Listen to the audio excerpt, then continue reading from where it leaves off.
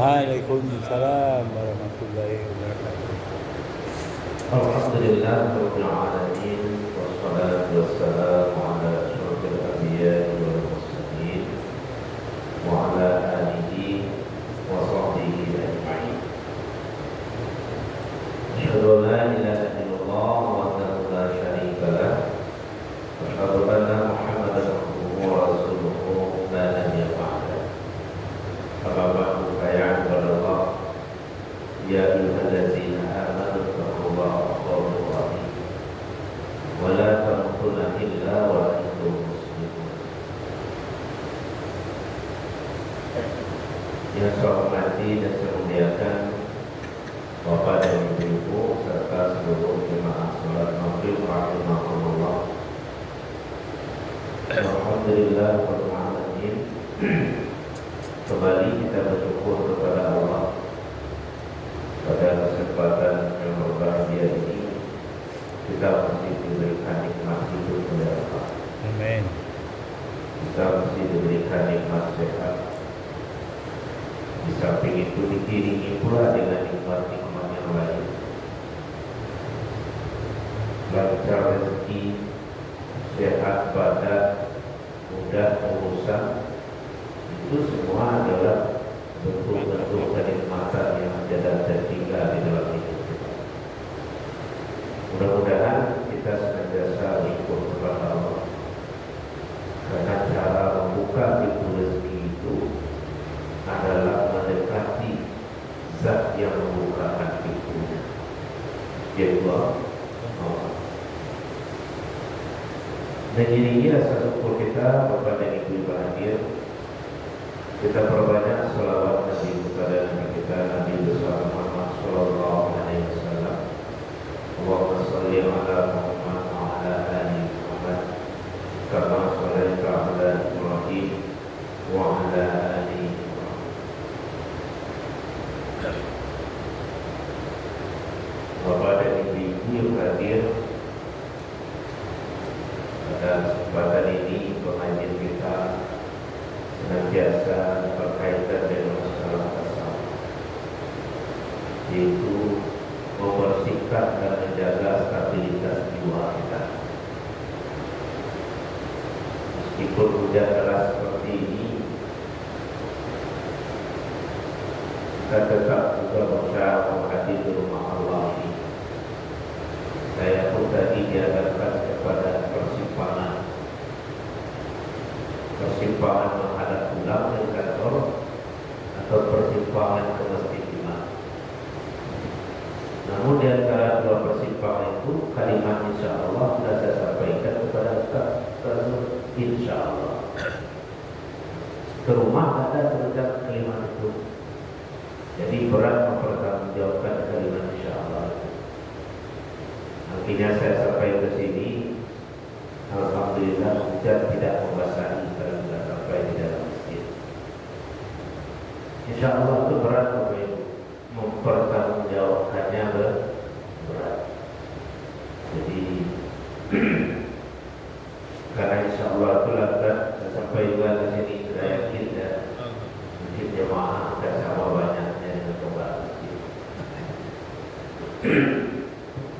Biasa yang penting kita tetap jalan, karena dakwah ini kan ibaratkan pesawat, tidak ada sopir, pilot saja sendirian terus tiba jalan. Apa yang berarti? Jadi begitulah perjalanan dakwah kita malam ini. Mudah-mudahan kehadiran kita ini ditulis sebagai satu amal insya Allah. Amin. Bapak yang berhadir, pengajian kita malam ini adalah melepaskan diri dari dua hal penyakit berat. Bulan yang lalu kita bicara tentang menguatkan mental dan jiwa dengan doa. Itu kan kita bulan yang lalu. Nah malam ini kita berupaya melepaskan diri kita dari dua penyakit yang amat besar, yang berbahaya, yang kalau itu dia tumbuh di dalam jiwa, sengsara itu. Kalau badan kita ini dikatakan sedang ada penyakit tumor, pastilah kita takut karena penyakit tumor itu sangat berbahaya. Nah, dua penyakit ini juga berbahaya, walaupun dia tidak secara fisik, tapi bahaya itu adalah secara rohani. Apa itu? Dua penyakit yang sangat berbahaya dan korbannya bisa banyak. Apa itu? Yang pertama taklid, yang kedua hasad. Bapak Ibu hadir, kita pertama ingin menjelaskan bahwa dua di antara satu sifat itu, yang pertama yang kita bahas adalah sifat taklid. Apa itu taklid? Taklid itu bahasa kitanya fanatik dan jiwa kita kepada sesuatu. Sehingga saking fanatiknya kita kepada sesuatu itu, kita mau mati-matian itu. Ini berbahaya. Satu sifat pada jiwa manusia itu adalah mencintai yang berlebihan kepada sesuatu selain kepada Allah, sehingga buta mata dan buta hatinya. Kalau kita berlebihan cinta kita kepada Allah, maka nanti namanya dalam tasawuf namanya mahabbah. Apa itu mahabbah? Mahabbah itu adalah memuncaknya rasa cinta seorang hamba kepada Allah. Nah, itu kita cari dulu. Mahabbah kita kepada Allah. Orang yang sudah sampai ke tingkat mahabbah itu, tidak ada bukit yang tinggi, tidak ada lurah yang dalam. Tidak ada yang berat, semua terasa ringan. Tidak ada yang terasa jauh, semua terasa dekat. Itu mahabbah. Jadi kalau kita mengukur apakah saya ini sudah sampai ke tingkat mahabbah itu, dapat kita rasakan sendiri. Tidak. Jadi seorang hamba yang sudah sampai ke tingkat mahabbah, sejauh apapun perintah Allah itu, tidak ada yang jauh bagi dia. Kalau orang sudah sampai ke tingkat mahabbah, sejauh apapun perjalanan ke Mekah sampai dia sana. Itu mahabbah, dia menyeru kecintaan itu adalah rasa mahabbah. Jadi dalam hidup kita ini, kita disuruh selalu bermahabbah kepada Allah, mencintai Allah berdalam-dalam cinta kita kepada Allah. Tapi di luar itu tidak boleh. Berdalam dalam cinta kita kepada selain Allah, jatuh kepada satu sifat namanya taklid. Taklid ini sangat berbahaya.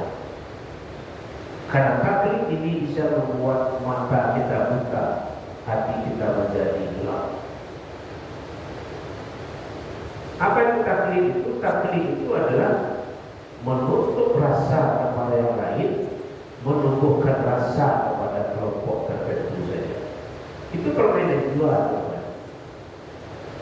Bahasa kitanya sekarang fanatis.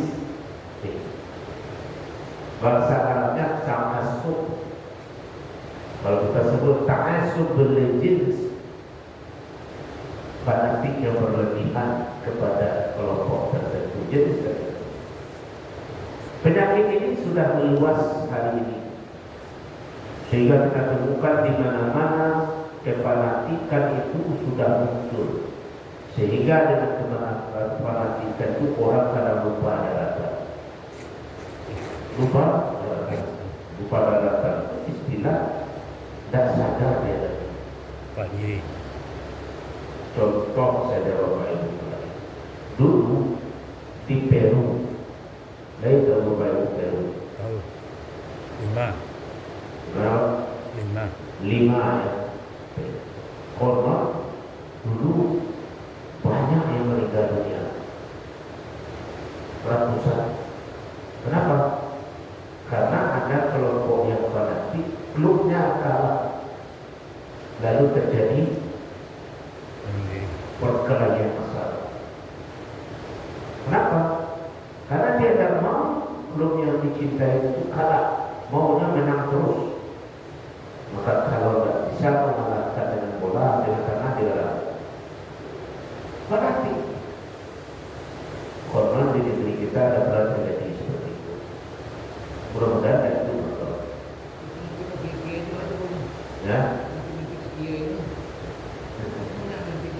Ya. Jadi itu bahagian daripada permasalahan jiwa kita. Fanatik itu dalam artian positif boleh, tapi kalau fanatik yang sudah menutup mata, arti positif itu adalah fanatik yang masih menerima membuka mata kebenaran orang lain. Contoh, ada orang yang fanatik kepada kelompok pengajiannya, tapi tidak mau dia menerima pengajian orang lain. Salah saja pengajian orang. Nah itu fanatiknya adalah itu. Kalau dasar kuadino tidak lagi saudara.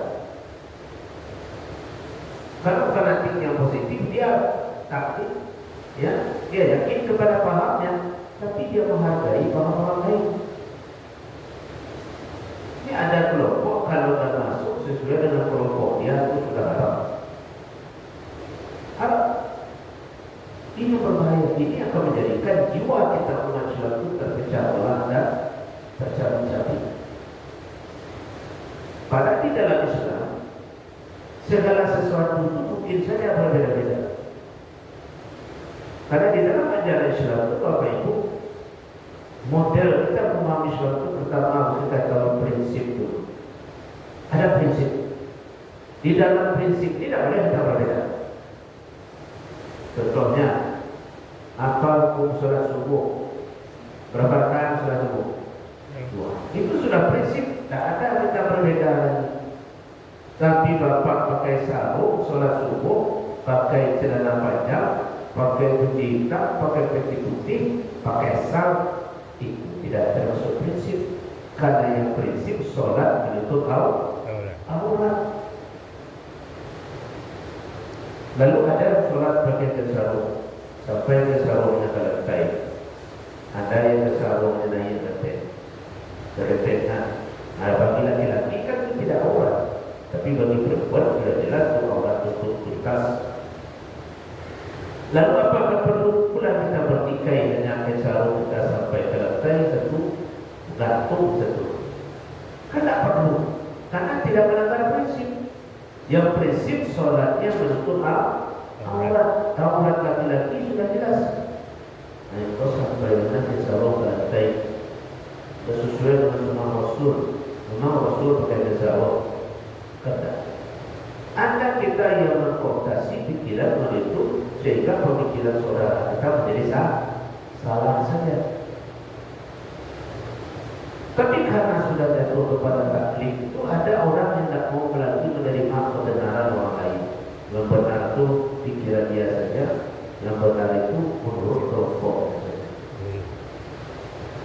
Kalau sudah begini kita ini sudah di pinggir jurang kita macam. Di pinggir jurang. Maka oleh sebab itulah kita sesama umat Islam, jiwa kita harus memiliki jiwa yang disebut tawasul. Tahu apa yang kita tahu tawasul? Tawasul itu artinya bahasa kitanya wasit. Wasit apa fungsinya?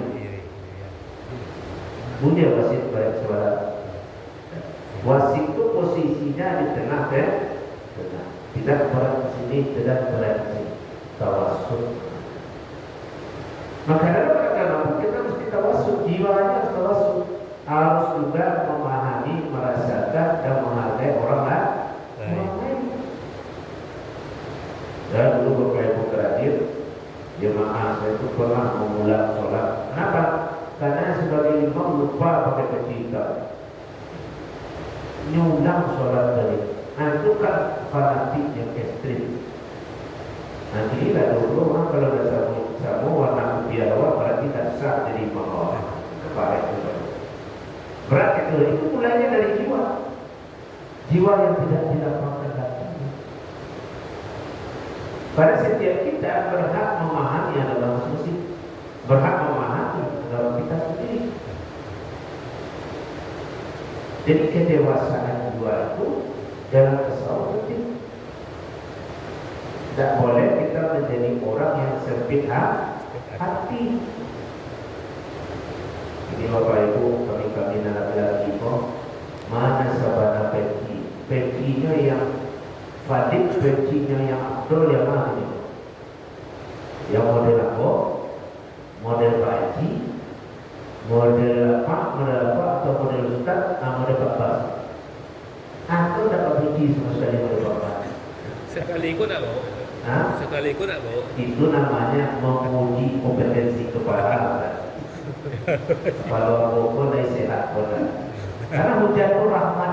Ya, betul. Ya, nah, kalau besok tak udah mampat, berarti kompetisi kepala otak masih sehat. Mana pada baik. Nah, kalau kita uji sekarang di antara kita yang pakai peci, ini mana peci yang paling afdal kita pakai di sholat?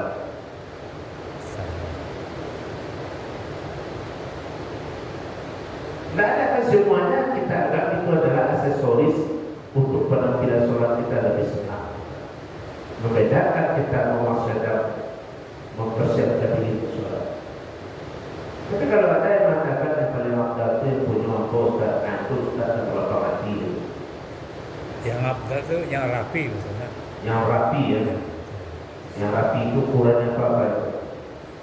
Tertib, Seperti tapi itulah. pakai baju yang bersih ya. Boleh. Makanya kita Bapak Ibu harus berlapang hati sekarang. Ustaz, kalau yang paling afdal itu tuh mengikuti Rasulullah. Nah, Ya. salatlah seperti aku salat. Mana mana tahu rubaat tapi pasti tapi Rasulullah. Mana tahu Makanya dia. kita kembali ke prinsip, ya kan? Kembali kita ke prinsip. Kalau kita ukur mesti betul seperti itu, sulit kita. Karena kita tidak tahu persis. Maka kita pakai seperti ini. Kalau kita bapak sudah memakai seperti ini, ya sudah. Karena tidak melanggar prinsip. Tidak ada prinsip Nabi Muhammad. Sekarang Bapak Ibu hadir, itu yang tidak kita munculkan. Kita maunya menang sendiri, menang sendiri. Inilah yang kemudian dalam apa saja kadang-kadang kita tidak mau menerima kebenaran orang lain. Itu bagian dari sifat jiwa yang harus kita hilangkan. Selagi dia tidak menentang prinsip, maka bolehlah kita di situ bersifat moderat, yang kita sebut dalam bahasa tadi tawasul. Maka tak boleh kita cepat-cepat menyalahkan. Ya kan? Contoh, saya lama jadi imam 23 Ustaz. Sampai habis jemaah yang berkumpul juga. Kata mudah-mudahan kalau mau diukur sampai larut pun bisa habis jemaah. Oh, tak bisa. Orang itu kalau dia mau sholat juga. Kalau tidak juga. Banyak yang melawan. Allah bahasa lain. Selagi saya jadi imam di sini, dia amanahkan, itu yang saya praktekkan. Ya kan? Tapi ada orang yang salah atau punya orang. Banyak. Ya kan? Akhirnya apa terjadi?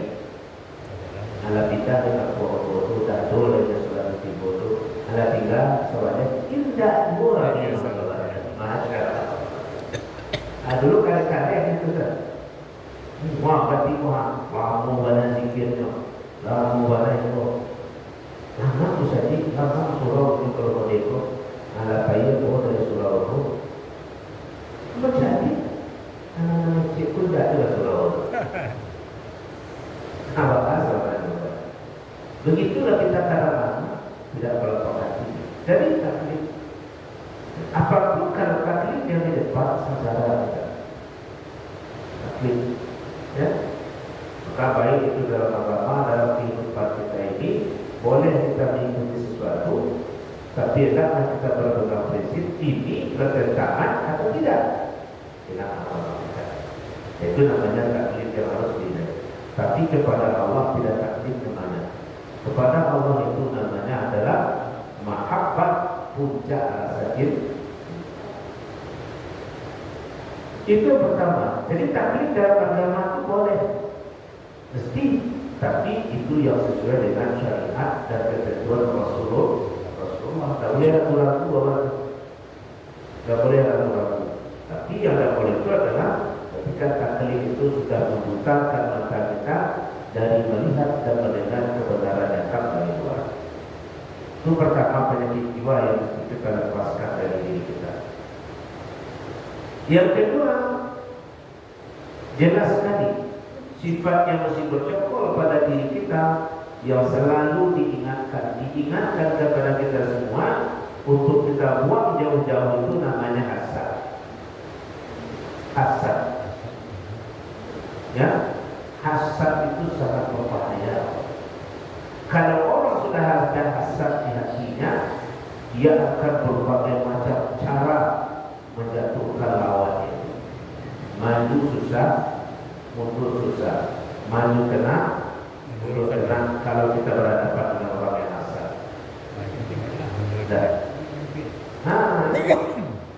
contoh berarti Anies Baswedan sifatnya dia kawan. Maju dia sifatnya dia kawan. Namanya Pak itu orang yang dan berdoa jelas selesai, lagi jabatan aku berdoa aja ketika awal berdoa aja kok meminta kita jadi presiden. Jadi itu doa tidak berdoa apabila selesai. Tapi bagi orang yang dengki, tetap saja itu menjadi masalah. Di dalam Al-Quran dijelaskan tragedi perbuatan dengki itu yang luar biasa. Di mana dikisahkan itu Bapak Ibu? Di dalam surat Yusuf, ya, kedengkian yang ditembak oleh saudaranya karena kedengkian itu didasarkan rasa cemburu yang berlebihan. Siapa itu? Yang mengalami kedengkian itu adalah Nabi Yusuf ketika dia masih kecil. Yang siapa pelakunya? Pelakunya saudara-saudaranya sendiri. Kedengkian itu Bapak Ibu merugikan diri. Kalau kita lihat lagi perjalanan daripada saudara-saudara yang menyelamatkan hidup mereka juga karena Nabi siapa? Nabi Yusuf, kan? Nabi Yusuf. Maka di dalam surat Yusuf ayat yang ketiga itu ada punya ayat sebenarnya. Nahnu naqussu 'alaika ahsanal qasasi bima awhayna ilaika hadzal Qur'an wa in kunta min qablihi laminal ghafilin. Kami, kata Allah, dalam menceritakan kepada engkau Muhammad sebaik-baik kisah. Ini salah satu kisah yang terbaik yang dikisahkan Al-Quran dengan apa yang telah kami wahyukan kepada dalam Al-Quran ini. Dan sesungguhnya jika kamu sebelumnya termasuk orang yang baik. Apa itu kisah yang disampaikan Al-Quran? Kisah yang berkaitan kejahatan dari sebuah strategi. Yaitu ketika Yusuf qala Yusufu li abihi ya abati inni ra'aitu ahada asyara kawkaba wa syamsa wal qamara ra'aituhum li sajidin. Ketika Yusuf berkata kepada bapaknya, wahai bapakku, aku melihat dalam mimpi 11 bintang dan bulan, matahari dan bulan sujud kepadamu. Aku bermimpi, nah, ya 11 bintang, matahari, bulan sujud, mereka semua kepadamu. Ya kan? Qala ya bunayya la taqsus ru'yaka 'ala ikhwatika fayakidu laka kaidan. Berkata, wahai anakku, kata Nabi, ya Nabi aku, jangan engkau ceritakan mimpimu ini terhadap saudara-saudaramu, maka mereka itu akan membuat tipu daya kepada tipu daya yang sana. Sesungguhnya setan itu bagi manusia adalah musuh yang nyata. Jangan kau sampaikan ini kepada saudaramu, karena mereka bisa memahami kalau 12 bintang, matahari dan bulan sujud kepadamu, artinya engkau menjadi orang besar nanti. Jangan ceritakan ini. Rupanya cemburu ini sudah memuncak di antara kakak-kakaknya karena dilihatnya bapaknya sayang kepada Nabi Yusuf. Tragedi bersaudara. Kedengkian itu yang paling berbahaya adalah kedengkian yang terjadi di tengah orang-orang yang bersaudara. Jadi kalau kita itu bersaudara, hendaklah kita pandai menjaga rasa. Jangan sampai tumbuh tinggi kedengkian di antara kita. Dan kedengkian itu sudah ada. Bermula kedengkian di antara orang bersaudara itu siapa? Kedengkian antara kedengkian dari Habil terhadap saudaranya, memperebutkan saudara perempuannya. Kalau ini kedengkian mereka memperebutkan kasih sayang. Maka hendaknya kalau kita bersaudara, jangan kedengkian itu yang memutuskan hubungan sesama kita, karena banyak sekali. Ya, meninggal bapaknya tidak lama sudah tutur habis. Suatu ketika saya mau menonton, dan saya sebutkan ya, pokok dulu tentang kalian orang banyak, ada sama teman nonton, ibu, banyak ibu sudah ibarat kakak pun mengantuk, sadar membagi rumah. Dulu ketika bapaknya itu mereka tumpul, tetap damai. Begitu meninggal bapaknya saling berebut. Yang ini minta yang ini yang minta ini. Di antara mereka sama-sama mengatakan mereka yang besar, mereka yang berjasa. Kata yang ini bapak saya banyak sama saya. Yang kata yang ini Pak Jok kata yang Bo. Yang kecil suram Pak Lamo yang Bo. Berebut. Karena kedengkian sudah saling besar, akhirnya mereka berebut. Dan ini tragedi yang terjadi pada diri Nabi Yusuf dan kecemburuannya, sehingga Nabi Yusuf pun menjadi korban. Apa itu? Secara diam-diam dibawanya Nabi Yusuf itu bermain-main, ya, dan timbul ide di situ bunuh saja Yusuf itu, ya. Apa yang membuat mereka cemburu? Yazqalu la Yusufu wa aquhu ahabu ila abina minna wa nahnu musbatun inna abana la fil dhalalin mubin. Yang menjadi pangkal kebencian mereka itu, mereka merasakan sungguh Yusuf dan saudaranya Bunyamin lebih dicintai bapak daripada dari kita, ya. Sementara kita itu banyak, ya. Karena kan mereka itu sebapak cuma tidak seribu kan. Nah, yang kandung itu yang Nabi Yusuf dengan Bunyamin 1000-nya, yang kakaknya lain tidak. Jadi mereka kan mereka lebih banyak itu, 10 orang. Awak lebih banyak itu. Apa ada saya berpada kedua, lagi saya dapat berapa? Awak kan banyak. Nah, musbah itu banyak kan itu. Inna abana lati dhalalin mubin. Bapak kita ini sudah sesat, ya. Uqtulu Yusufah, muncul di situ usul, bunuh saja Yusuf. Aw tarahu arda, ya, atau buang saja dia ke bumi. Maksud dia qullu yakhlu lakum wajhu abikum wa takunu min ba'di qauman salihin, ya. Agar tertuju kepada kalian muka atau perhatian bapak kalian kepada kalian ini. Bunuh Yusuf, udah buang, ya, supaya perhatian bapak kalian balik kepada kalian. Kenapa? Karena artinya bapak lebih cinta kepada Yusuf daripada kita. Kedengkian. Bayangkan bapak, kalau sifat hasad itu sudah bersarang di jiwa, maka dia akan memakan siapa saja. Makanya kita bersaudara, ya, inilah satu sifat jiwa yang harus kita jaga, jangan merasuki diri kita. Jangan sampai merasuki diri. Orang tuanya banyak memberi mereka dana. Seorang muda dia gunakan ya, banyak juga yang seperti itu. Anak berbeda-bedakan. Itu berarti sudah menanam bibit buah yang pahit, ya. Itu banyak terjadi. Maka hendaklah kita pandai-pandai menjaga diri, jangan sampai hasad itu memecah belah, menghancurkan kita. Tragedi yang dikisahkan oleh Al-Quran ini adalah tragedi yang dialami oleh Nabi Yusuf. Kebencian, hasad yang berlebihan. Maka dalam Islam, kebencian dan kedengkian itu dilepaskan, maka diganti dengan satu sifat mencintai.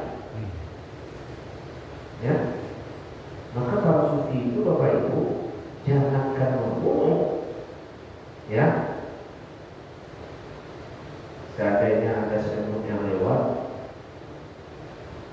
arah ke situ nampak yang biasa beriman yang tak ada situ. Ada sufi yang melakukan seperti itu. Enggak.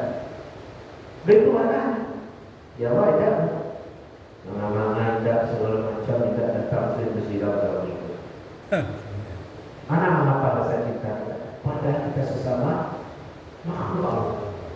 Jangankan kepada manusia, kepada makhluk saja dalam tasawuf tak boleh kita menabur kebencian, tak boleh kita menabur rasa tidak senang. Contoh Nabi Sulaiman. Bagaimana Nabi Sulaiman berkata? Ketika sedang berkuda dia seperti ini, berkuda, dan begitu mendadak merem, memaki mesin rem korek kakak. Pasukan yang di belakang langsung, ada apa ini kok orang mendadak saja raja kita? Ketinggian Nabi Sulaiman sambil tersenyum. Tanya ke raja, kau raja jawab, kau senyum-senyum seorang. Ada apa raja? Lalu sampaikan oleh Nabi Sulaiman, aku mendengar ratu dari semut itu sudah menyampaikan kepada pasukannya, masuk kalian semuanya ke dalam sarang. Mati dari Sulaiman akan lewat. Nabi Sulaiman itu cerminan Bapak Ibu, orang yang sudah tinggi rasa cintanya kepada makhluk. Kalau tidak harus salah lagi saja. Tapi dia tidak mau. Karena itu dua makhluk Allah. Lalu lewat sampai kenapa baru jalan? Baru jalan. Apalagi kepada manusia. Jadi salah satu sifat yang mesti kita buang dari keluarga kita itu adalah rasa dengki. Kalau tidak sepaham dia dengan kita ya sudah. Jangan kita musuhi. Ini kalau orang sudah mendengki yang baik daripada buruk pada itu. Ini penyakit yang sudah merajalela di negeri kita ini Bapak Ibu. Merajalela. Virus yang berbahaya bagi negeri ini, kalau corona, kalau itulah kelihatannya. Virus adalah kedengkian. Tak lama lagi dia. Sekarang 2022, virus kedengkian itu kan muncul di tahun 2023 sampai 2024. Kita seru jangan. Bolehlah kita menaikkan layang-layang, tapi jangan diputus layang-layang kawan. Sama balon bahasa. Sifat itu yang tidak ada sebenarnya. Memang enaknya menjadi orang Minang. Orang Minang gimana? Kalau masuk ke rumah makan, biasanya bagi kita. Arti sahabat orang Minang itu yang perlu diketahui. Nah, kalau masuk ke rumah makan kan ada tujuh dewasa. Tidak perlu pula kita balikkan makanan orang lain. Karena itu adalah bidik kebencian dan kebencian. Maka oleh sebab itu Bapak Ibu salah satu di antara sifat-sifat jiwa yang mesti kita buang, yang banyak itu dalam kajian-kajian tasawuf adalah fanatisme yang berlebihan, ta'assub tadi, yang kedua kedengkian yang memuncak. Dan kedengkian itu banyak terjadi di antara orang yang saling bersaudara. Itu banyak yang terjadi. Maka oleh sebab itu hendaklah kita Bapak Ibu memelihara jiwa, jangan sampai tergoda oleh dua sifat yang buruk itu. Karena tidak ada kehidupan kita. Bapak Ibu hadir, maka oleh sebab itu marilah kita semua senantiasa memelihara jiwa kita. Kalau sifat-sifat yang seperti kita sebutkan tadi itu bersarang di dalam jiwa, halangan jiwa kita tidak baik dan hidup tidak akan bahagia. Demikianlah Bapak Ibu pengajian kita. Mungkin ada pertanyaan dari dua tema kita tadi itu. Pertama, sama dengki itu sama, dengki bisa arti memfitnah itu sama. Dengki itu bahasa kita ada musuh hati. Musuh hati itu tidak berkaitan dengan berbau. Musuh hati itu orang yang tidak nyaman, tidak melihat, tidak senang dia melihat orang mendapat rahmat. Kalau dulu gak punya SMS, susah melihat orang senang, senang melihat orang susah. Kalau bisa orang ini gagal semua. itu ada pada calon pemimpin mau seperti apa. Ya, buahnya macam-macam. Salah satu orang yang sudah pada tingkat kritis dengan penyakit dengki itu suka menebar fitnah. Ya. Itu buahnya, suka menebar fitnah. Karena dia ingin menebar fitnah. Itu buah dari sifat dengki itu. Suka menebar fitnah. Silakan Bapak Ibu yang lain. Bapak yang banyak ibu satu dari ya. Antara saudara ada yang seperti baca mengatasi sama sebuah Inilah pentingnya Bapak Ibu. Kenapa kedengkian itu muncul? Karena kita itu jarang bersyukur. Dulu kita susah, sekarang sudah kaya. Ketika kaya kita saling berdengki. Coba bayangkan kalau kita dulu ada susah ya terus. baca mengatasi ini. Nah, cara mengatasinya ibaratnya sekarang sebagai kubur saya nggak semua kan. perlu banyak kita diskusikan, perlu banyak kita melihat kemahabesaran kemudahan Allah. Perlu kita banyak bicara tentang rahmat Allah. Itu apa kita saling berdengki. Sekarang kita sudah berkecukupan. Kenapa kita saling berdengki-dengki? Bukankah dulu kita tidak punya apa-apa? Karena berkat rahmat Allah sekarang sudah punya apa-apa. Ya, maka itu waqtasimu bi'amrillah bersatu. Jangan rahmat itu membuat kita bercerai dan berai. Lebih banyak seperti itu. Karena ego kita masing-masing, kita lebih merasa berjasa, saudara kita tidak, kita berkuasa. Nah, ini bibit-bibit kedengkian bawahnya.